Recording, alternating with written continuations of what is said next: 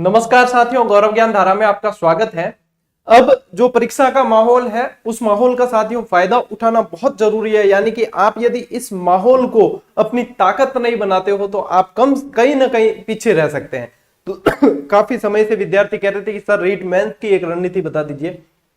आज मैं आपको इस वीडियो के जरिए 5 बातें, मुख्य बातों के जरिए ये स्पष्ट कर दूंगा कि आपको आगे की रणनीति कैसे तय करनी है, आगे किन किन बातों का ध्यान रखना है, और जो मैंने अपनी सफलता के लिए जो चीजें अपनाई थी उन सभी चीजों को आपको जरूर बताऊंगा कि इस तरीके से आप जो है भीड़ से अपने आप को अलग करके आगे बढ़ा सकते हैं। साथियों, समय बिल्कुल भी व्यर्थ नहीं करेंगे, सीधे ही पॉइंट पे आते हैं।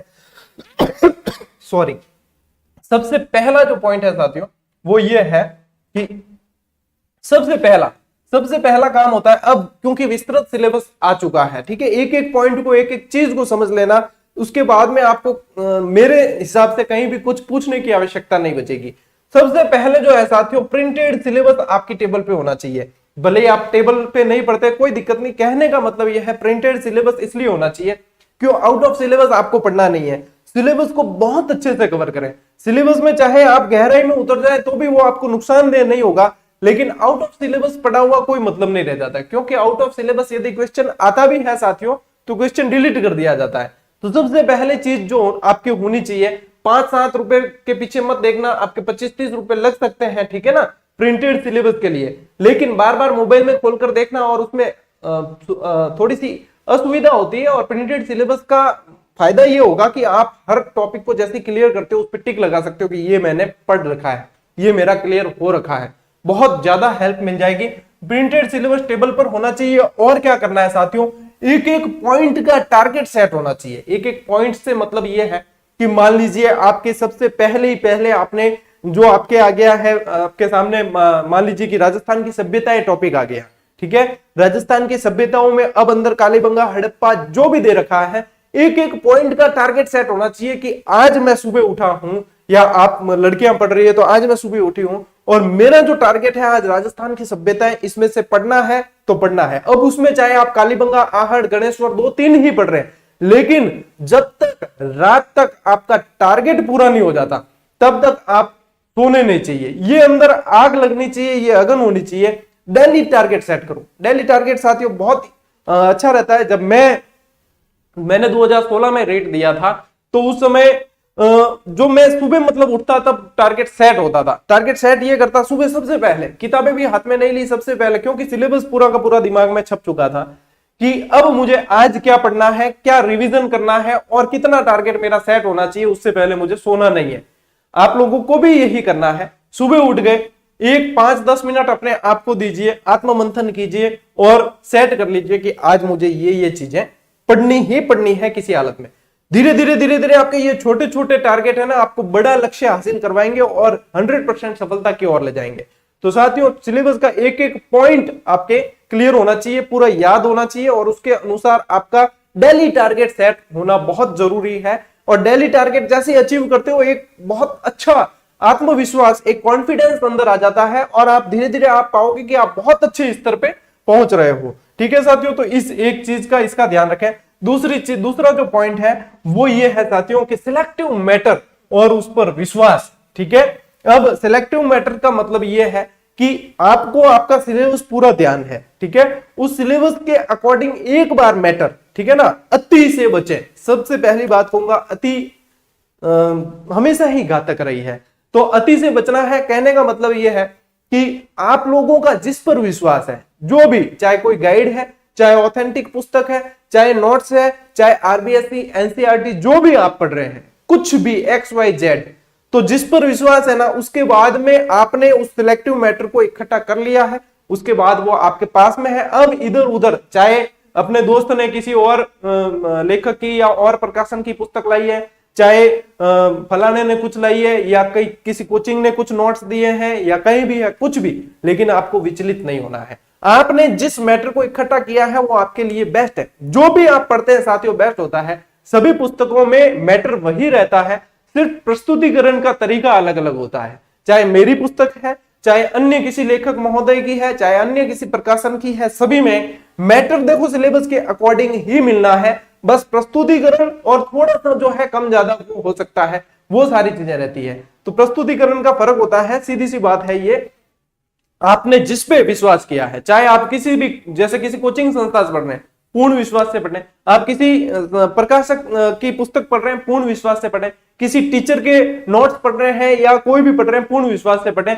100% कोई भी कवर नहीं करवाएगा, ध्यान रखना, कोई भी मैटर 100% कवर नहीं होगा और 100% के ऊपर आपको टारगेट भी नहीं करना है, क्योंकि कंपटीशन के दौर में 100% कभी होता भी नहीं है, ठीक है ना। आपको तो आपकी सीट निकालने के लिए आप इसमें से विश्वास के साथ पढ़ेंगे तो 80% आराम से कवर कर लेंगे और ये 80% आपको सिलेक्शन देके जाएंगे। तो मेन टारगेट क्या है? सिलेक्शन है। तो सिलेक्टिव मैटर उसके बाद में अति नहीं करनी है कि भाई हिस्ट्री की हमने 4 किताबें ले आई, भूगोल की 4 ले आई, हमने अर्थशास्त्र की 4 ले आई, उनको पढ़ नहीं पाओगे। उनको पढ़ भी लिया साथियों तो उनको याद नहीं रख पाओगे, और जब तक वो मैटर आपको याद नहीं हुआ है ना, तो उस मैटर का कोई औचित्य नहीं है। चाहे आपके पास में किताबें तो ऐसे तो करोड़ों है दुनिया में, आपके पास में चाहे दुनिया भर की किताबें, लेकिन उनमें से जो चीज आपको याद नहीं है वो आपके काम आने वाली नहीं है।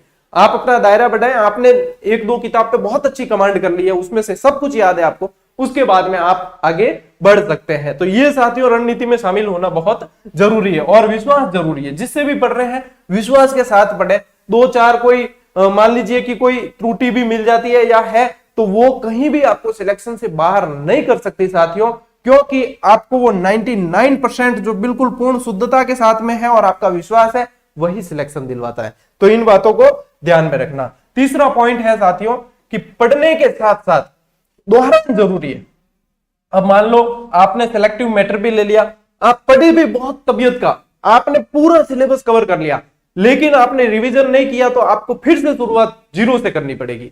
ये इसलिए साथियों हर 7 दिन में एक रिवीजन की रणनीति होनी चाहिए। 7 साप्ताहिक रिवीजन बहुत जरूरी है, ठीक है।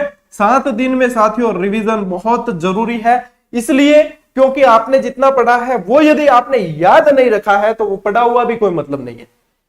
फिर रिवीजन के 2-3 तरीके होते हैं, जैसे एक तो साप्ताहिक रिवीजन कर लिया आपने, एक डेली रिवीजन, जैसे कि सुबह जो भी टारगेट सेट किया उसे पढ़ने से पहले जो कल जो पढ़ा था उसका घंटा पर रिवीजन कर लिया, भले सरसरी निगाह से किया है, कैसे भी किया है। एक अभ्यास प्रश्न मिलाकर रिवीजन हो गया, ये रात को सोने से पहले यदि मिलाकर सो बहुत बढ़िया रहता है, नींद भी नहीं आती, और डिस्कशन के माध्यम से रिवीजन कर सकते हैं। एक छोटा सा कोई ग्रुप बना हुआ है उसके माध्यम से रिवीजन कर सकते हैं। तो रिवीजन के अलग अलग पैटर्न है, इन पे एक कभी अलग वीडियो बना देंगे कि रिवीजन कौन सी पद्धति आपके लिए सही हो, वो आप देख लेना, लेकिन दोहरान बहुत जरूरी है। साथियों साइकोलॉजी में आपने पढ़ा होगा विकास की वर्तुलाकार स्थिति, ठीक है ना, ये इस तरीके से चलता है, यानी कि थोड़ी सी आगे बढ़ के पीछे आना वापस जरूरी है। पीछे की स्थिति उनको देखकर उनसे सीख कर आगे बढ़ा जाए। रिवीजन के अंदर यही थ्योरी काम करती है। जितना आप वापस रिवाइज करते हुए चलेंगे वो आपके ज्यादा बेनिफिट रहेगा, ठीक है ना, आप भूलेंगे नहीं। इसके लिए आपको एक निश्चित टाइम टेबल आपके अकॉर्डिंग, आपकी दिनचर्या के अकॉर्डिंग, आपकी क्षमता के अकॉर्डिंग, आपके सामर्थ्य के अकॉर्डिंग आपको खुद बनाना होगा। तो उस टाइम टेबल के अकॉर्डिंग आप उसमें रिवीजन भी शामिल करें और उसके अनुसार आगे बढ़ें, एक एक स्टेप यहाँ पे, क्योंकि साथियों जिंदगी भर की रोटी का सवाल है, जिंदगी भर की टेंशन से फ्री हो जाओगे आप, चिंता मुक्ति का सवाल है। तो यहाँ पे जो है एक एक चीज आपको ध्यान रखनी बहुत जरूरी है। तो दोहरान बहुत आवश्यक है। इसके अलावा फिर देखो साथियों, सेल्फ और खुद के नोट्स पर ज्यादा विश्वास करें, यानी कि ये ज्यादा कारगर है। अब क्यों सेल्फ? क्योंकि साथियों कोचिंग में आप जैसे पढ़ रहे हैं, आपके 3 घंटे का बैच है, हालांकि जो बिल्कुल फ्रेशर्स है उनके लिए कोचिंग एक अच्छा मार्गदर्शन उपलब्ध करवा देती है, एक माहौल उपलब्ध करवा देती है।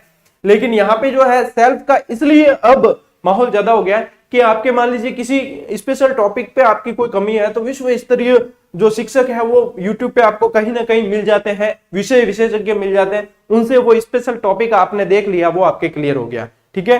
अब आप कोचिंग में जाते हैं तो कोचिंग में तो वो पूरा ही उस तरीके से ही बताया जाएगा कि भाई 0 लेवल का भी है और अपर लेवल का भी है, तो आप सभी को पढ़ना है। आप सभी को नोट्स लिखवाए जाते हैं तो वो सभी को लिखने होते हैं, तो वो अपनी अपनी क्षमताओं के अनुसार, अपनी जरूरत के अनुसार फैसला लेना चाहिए। विद्यार्थियों का सवाल होता है क्या सेल्फ से सिलेक्शन हो सकता है? बिल्कुल हो सकता है, और अधिकतर सिलेक्शन सेल्फ स्टडी से ही होते हैं, ये शाश्वत सत्य है। बस अपने आप पे विश्वास होना जरूरी है। सेल्फ बहुत फायदेमंद होता है। आपने सिलेक्टिव मैटर है आपके पास में, आपने मान लीजिए कहीं से कोचिंग भी कर रखी है, कोई दिक्कत नहीं है, लेकिन यहाँ पे अंतिम समय में भी आपको सेल्फ जोर देना ही पड़ेगा, क्योंकि कोचिंग कोई भी घोल के पिलाने वाली नहीं है। तो सेल्फ के अंदर ज्यादा बेनिफिट ज्यादा होता है साथियों। बस आपके पास में एक अच्छी रणनीति, आपका समर्पण होना जरूरी है, और वो ज्यादा विश्वसनीय भी है। खुद के नोट्स क्यों विश्वसनीय है? क्यों? आपकी क्षमताएं क्या है। अब मान लीजिए जो चीज आपको बिल्कुल अच्छी तरीके से याद है, आपको लिखने की आवश्यकता ही नहीं, तो आप खुद के नोट्स में उसे शामिल करें भी नहीं भी करें कोई फर्क नहीं पड़ता, क्यों? आपको याद है। शॉर्ट नोट्स अपने अकॉर्डिंग पे, हमें जहां डिटेल की जरूरत है वहां थोड़ी डिटेल भी शामिल कर दी, जहां नोट्स अपने शॉर्ट में होने चाहिए वहां शॉर्ट में लिख दिए, थोड़ी सी कहीं डिटेल चाहिए थी डिटेल लिख दी। खुद के बनाए में क्या होता है, एक एक चीज याद होती है कि मैंने 10वें पन्ने पर बाएं साइड में ऊपर ये लिख रखा है, वो याद होता है दिमाग में, हमारे एक इमेज बन जाती है, और जब वो सवाल सामने आता है वो इमेज ऐसे की ऐसे सामने आती है। दोहरान में बहुत अच्छे पढ़ते हैं, तो शॉर्ट नोट्स जरूर बनाए अपने। इसके अलावा जैसे अपनी जैसे साथियों यहाँ क्लासेस चलती है, तो उसमें भी आप नोट्स बनाते हो, उसमें अपनी तरफ से यदि कोई चीजें अंदर डालते हैं बहुत बढ़िया है। मैं आपको नोट्स मेकिंग पैटर्न पे देता हूं, आप बनाते हैं, आप अपनी तरफ से उसमें ऐड कर सकते हैं, तो वो कंप्लीट नोट्स हो जाएंगे आपके, और उसके अनुसार आप फिर बार बार अभ्यास करें, आपकी बहुत अच्छी तैयारी हो जाएगी। जहां तक बात रही अपनी क्लासेस की ग्रेड 3 की, साथियों एक संडे को मैं एक वीडियो बनाऊंगा, क्लासेस का शेड्यूल वगैरह पूरा बता दूंगा। आपकी रीट मेंस की जो एग्जाम है L1 और L2 दोनों के लिए नियमित क्लासेस विद ऑब्जेक्टिव क्वेश्चंस, यानी ऑब्जेक्टिव भी करवाएंगे आपको। आपकी क्लासेस बिल्कुल नोट्स मेकिंग पैटर्न पे जैसे सेकंड ग्रेड की करवाई थी उसी तरीके से मैं करवाने वाला हूं, ताकि वे विद्यार्थी जो वास्तव में जिन्होंने लगता है कि कोचिंग की आवश्यकता है लेकिन सामर्थ्य नहीं है करने का, उन्हें चिंता करने की आवश्यकता नहीं है। आप लोगों के लिए पूरा बैच इसी तरीके से यूट्यूब चैनल पे ही अपन चलाने वाले हैं। तो जो विद्यार्थी जिन्हें इंफॉर्मेशन नहीं है या पता नहीं है, उन्हें भी बता देना, आप बहुत जल्द ये शुरू कर देंगे, और फिर जो है अंतिम 3-3.5 महीने सिर्फ आप लोगों के लिए ग्रेड 3 वालों के लिए पूरी तरीके से क्लासेस, पूरा सिलेबस, रीट एसएसटी की भी करवाऊंगा और आपके कॉमन जो पेपर है वो भी करवाऊंगा। और इसकी पूरी रणनीति क्लासेस कैसे आएगी वो मैं आपको जल्द बता दूंगा संडे को एक वीडियो डालकर, ठीक है ना। तो ये चीज ध्यान में रखना, आपकी शॉर्ट नोट्स और अपने आप पर विश्वास बहुत जरूरी है, खुद के नोट्स पे विश्वास बहुत आवश्यक है, ठीक है ना। तो सेल्फ स्टडी पे ज्यादा फोकस करें, ये बनिस्पत की कहीं 4-5 घंटे की आप कोचिंग ज्वाइन करते हैं, क्योंकि उसमें समय की बचत हो जाएगी आपके और आप ज्यादा अच्छे से पढ़ पाएंगे। अंतिम जो पॉइंट है साथियों वो ये है कि अपने आप पर विश्वास और पीछे मुड़कर नहीं देखना है। अब ये बात आ जाती है साथियों आत्मविश्वास की। यदि आप अपने आप पर विश्वास नहीं रखोगे कि आप ये कर सकते हो, तो दुनिया की कोई ताकत नहीं है जो आपसे वो काम करवा ले। यदि आपको अपने आप पे विश्वास है कि आप ये कर सकते हो, तो दुनिया की कोई ऐसी ताकत नहीं है जो आपको रोक कर बता दे। बस ये कॉन्फिडेंस चाहिए साथियों। कोई भी काम मुश्किल नहीं है, चाहे कोई राष्ट्रपति बना है तो उसने भी कहीं ना कहीं जीरो से शुरुआत की है, चाहे वो बड़े से बड़े पद पे यदि आईएएस टॉपर बना है तो उसने भी कहीं ना कहीं जीरो से शुरुआत की है। तो आप भी अपनी क्षमताएं पहचाने, अपने आप पे विश्वास करें। भाई पास वाला क्या बोल रहा है, कौन क्या कर रहा है, वो हमसे कितना आगे, वो हमसे कितने पीछे, कोई मतलब नहीं है। अपने आप से कंपटीशन करो। जब आप अपने आप से कंपटीशन करके अपने को अपने से बेहतर बनाने की कोशिश करेंगे साथियों, तो निश्चित तौर पे सफलता जो है आपके पास जक मार के आएगी। बहुत सारी असफलताएं देखी होगी आपने, लेकिन साथियों वो एक सफलता सारी असफलताओं को मिटाने का दम रखती है, और वही असफलताएं आप बाद में अन्य लोगों की सफलताओं के अंदर आप बताओगे कि मैंने भी ये असफलताएं देखी थी, लेकिन मेरी एक सफलता जो है वो इन सभी असफलताओं पर भारी पड़ी है। तो उस एक सफलता के लिए साथियों आपको समर्पित होना पड़ेगा, आपको अपने आप पे विश्वास करना पड़ेगा, आपको अपने अंदर की क्षमताओं को पहचानना पड़ेगा, आपको अपने आप को झोंकना पड़ेगा। मैं बिल्कुल कह रहा हूं झोंकना पड़ेगा। ये सिलेक्शन ऐसे हंसते खेलते खाने का काम नहीं है, क्योंकि कंपटीशन बहुत बढ़ गया है। तो अपने आप को झोंकना जरूर पड़ेगा साथियों। खुद के मरे बिना खुद स्वर्ग कभी नसीब नहीं होता कि भाई दूजो मर जा और स्वर्ग मन मिल जाए, बिल्कुल ही कौन वे, ठीक है। तो समर्पित रहिए। गौरव ज्ञान धारा का ये प्लेटफॉर्म गौरव सिंह गानेराव हमेशा आप लोगों के साथ है, और क्लासेस आपकी जल्दी शुरू कर दी जाएगी। उसके लिए आपको चिंता करने की आवश्यकता नहीं है। भारी भरकम फीस वगैरह सब भूल जाइए, सीधा आपको पढ़ना है, नोट्स बनाने, याद करने हैं और अपना दायरा बढ़ाना है और सिलेक्शन की ओर बढ़ना है। एक एक कदम आपको बढ़ाना है। डेली टारगेट लेकर चलें, डेली का शेड्यूल बनाकर चलें, एक निश्चित और बढ़िया टाइम टेबल बना के चलें, अपने अकॉर्डिंग बनाएं, अपने काम को देखते हुए, अपनी दिनचर्या को देखते हुए सब कुछ अच्छा होगा और एक अच्छे कॉन्फिडेंस के साथ में आगे बढ़े। क्योंकि जो कॉन्फिडेंस आपके अंदर आपके द्वारा आएगा ना, वो दूसरा कोई भी कह दे आपके अंदर आने वाला नहीं है। इसीलिए कह रहा हूं, अपनी क्षमताओं को पहचानो, अपने आप पे विश्वास करो, यही आपको सफलता तक ले जाएगा। साथियों, इन 4-5 बातों को यदि आप ध्यान में रखते हो तो आप निश्चित तौर पे बहुत अच्छी रणनीति के साथ में आगे बढ़ते हो। बाकी मेरी शुभकामनाएं आप लोगों के साथ हैं। संडे को मैं आपके क्लासेस का शेड्यूल और पूरी रणनीति बता दूंगा कि अपनी क्लासेस कैसे चलेगी आगे नियमित और बिल्कुल उस तरीके से, क्योंकि सेकंड ग्रेड का बैच बहुत जल्द पूरा होने वाला है, अपने 100% हो जाएगा पूरा। फर्स्ट ग्रेड के भी लगभग अपने पूर्णता की ओर है। तो अब जो है आप लोगों को समर्पण मिलेगा, यहां से हम समर्पित रहेंगे, आपको भी समर्पित रहना जरूरी है। मिलते हैं साथियों अगली क्लास में, अगले वीडियो में। तब तक के लिए राम राम, जय हिंद।